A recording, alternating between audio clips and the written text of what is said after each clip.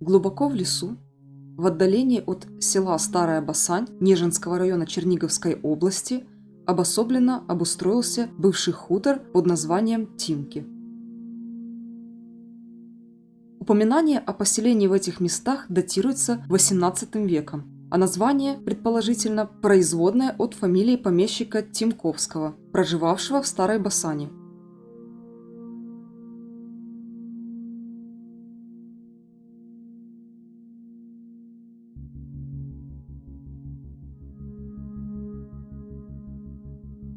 В середине XIX столетия население хутора составляло более 200 человек. Здесь размещалось 23 жилых двора и винокурня, владельцем которой состоял Болеслав Иванович Крынский, а хутор с усадьбой, согласно некоторым источникам, он унаследовал от матери. Супругой Крынского станет Аделаида Даниловна Гзовская, которая после смерти мужа выйдет замуж повторно за Дмитрия Михайловича Пашковского, чью усадьбу в селе Чемер мы обозревали в прошлом видео. Ссылку прикреплю в описании.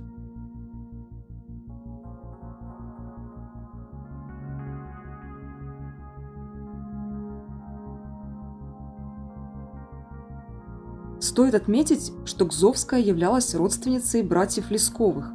Ее сестра, Клотильда Даниловна, была замужем за Алексеем Семеновичем Лесковым, доктором медицины, главным санитарным доктором Киева, а его старший брат Николай, известный писатель и публицист, часто гостил в имении Крынских. Усадьба, предположительно, была построена в середине XIX столетия и украшена весьма необычным деревянным декором.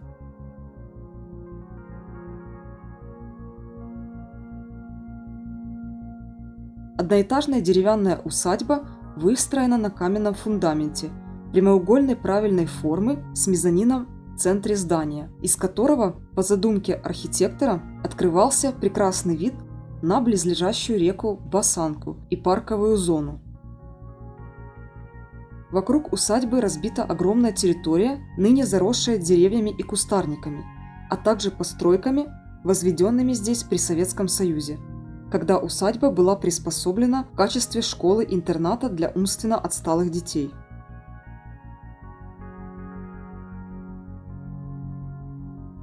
Удивило то, что в этой местности огромное количество муравьев, которые заползают по ногам, стоит только задержаться на одном месте буквально в течение минуты. Еще по пути к хутору сплошь глубокий песок. Дорога здесь на протяжении примерно 4 километров проваливается под колесами машины.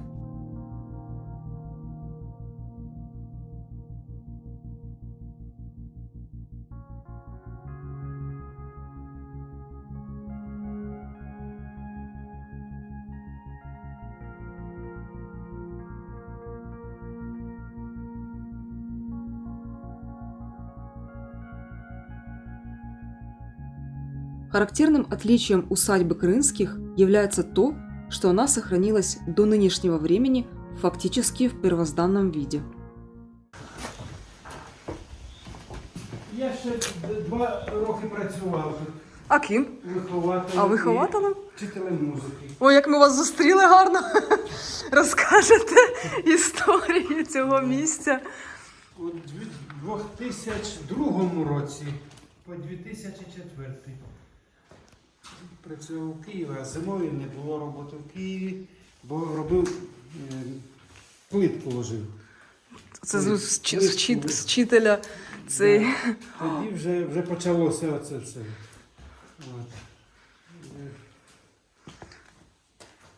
Мені було б так боляче б дивитися, що воно перетворилося так.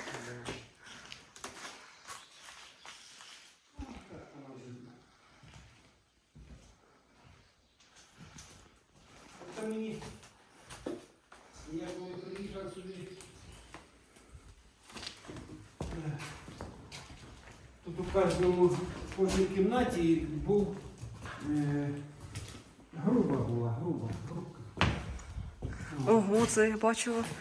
Я кажу, що це, оце у 800. Ой, якоїсь там, я не можу сказати вам тепер. 1870-му пан построєний. Оце взагалі. Представляєте, до сих пір Та. стоїть це все. А оце, це ж також, я так розумію, ну, Як же? Да. і, о боже мой, воно, Ободрав, він думав розбити. Ну хіба ж його можна розбити? так воно Туди. зроблено не з дерева навіть, а Ні, з це ж цього, плитка, да. Це ж теж плитка. Да. Це ж теж плитка. Ну. Це витвір мистецтва. А це, я так розумію, десь має бути. Це ж, напевно, поверхня, це, напевно, поверхня, яка дає тепло, а десь має бути ще її... Грубка. Да, грубага. Має бути цей... А як? Бачите, тут цей, ну це вже наше, А, це... покрасили. Да, це якраз. Ну, подожди, так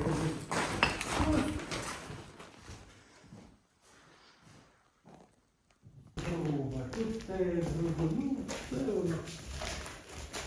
ну, мабуть, якби тут якась така була, щоб Шевченко тут був, чи ще хтось приїжджав, якби, щоб може воно б осталося. Щось би. А, мабуть, просто простий пан був. Ну, Нічого не зовсім такого не було, простий. і ніякого немає тут такого. Ну, я б не сказала, що простий. Такі Ну, візерунки тут не було на таких, стінах. знаєте, Шевченко там, ще якби як? Я зрозумів, Карл Брюлов. Ага. Вони були, тут десь були, а тут не були, вони за парами не приїжджали. Значить, ніякого тут такої цінності немає. Ну, ви знаєте, що цінності воно не має, можливо, для держави, хоча не знаю, що має тут бути, щоб як держава визначає цінність. Ну, хоча б вже добре, що вона не згоріла. Бо в ці буремні, такі буремні часи, це спортзал, напевно, був. Спортзал. Ну, це ж. Але ж це все з дерева зроблено ще тоді. Скільки років пройшло, так. В радянській владі про таке навіть ніхто не балакав. Просто віддали, у пана забрали, і тут інтернат 100 років існував. По мнению смотрителя территории усадьбы, она не имеет охранного статуса по причине того, что здесь не останавливались исторически значимые личности, такие как Тарас Григорьевич Шевченко, к примеру. Кстати, школа-интернат в усадьбе Крынских функционировала до 2007 года. Позднее учреждение было перенесено в село Старая Басань, где оно действует и поныне.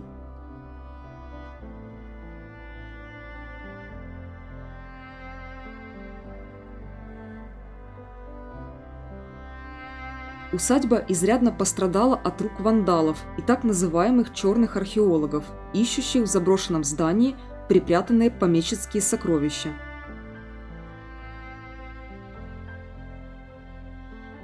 В здании присутствует подвальное помещение, предназначающееся для хранения вин. Здесь же рядом на подоконнике обнаружилась отколотая часть кирпича с клеймом.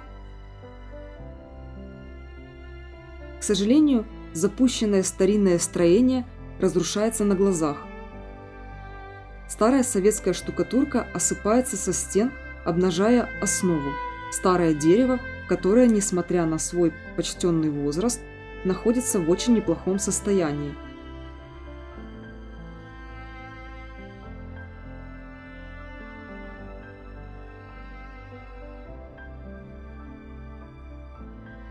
Под ногами поскрипывают такие же добротные доски, окрашенные в бурый цвет. Местами они оторваны, и тут же виднеется подкоп, оставленный, похоже, копателями, жаждущими наживы.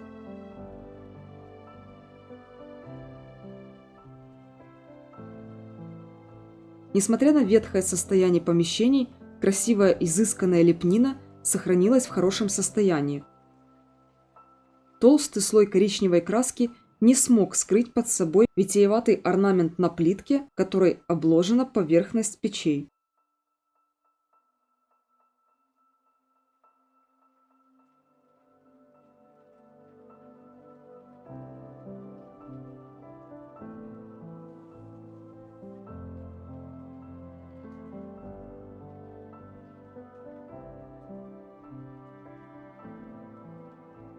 Замысловатые формы в виде перьев и ракушек, лепные узоры из цветов, строгие карнизы под потолком – все это великолепие судит об утонченном и одновременно сдержанном вкусе владельцев.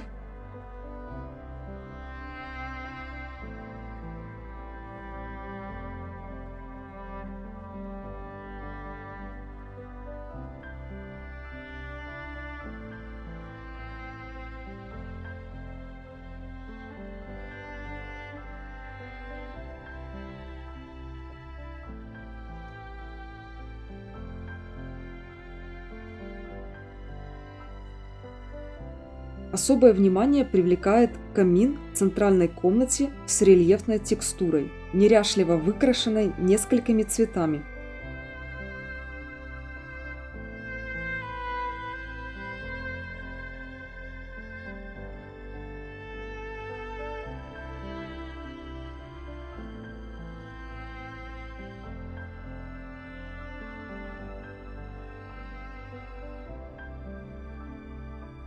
Некто умудрился отколоть осколок, вероятно, из любопытства, а может, ради развлечения.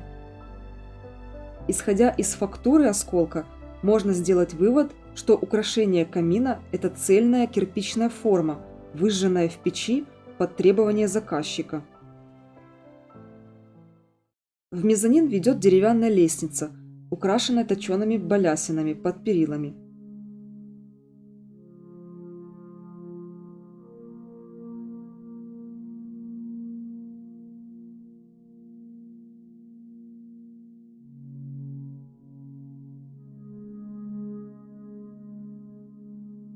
Из небольшой комнаты надстройки можно попасть в чердачное помещение, захламленное нынче подушками, служивших для нужд интерната.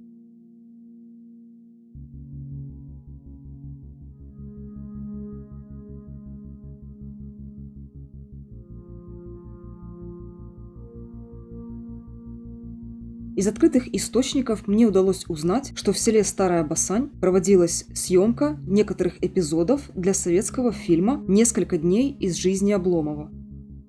Кинопроизводство проводилось в 1979 году в студии «Мосфильм» по мотивам романа русского писателя Ивана Александровича Гончарова.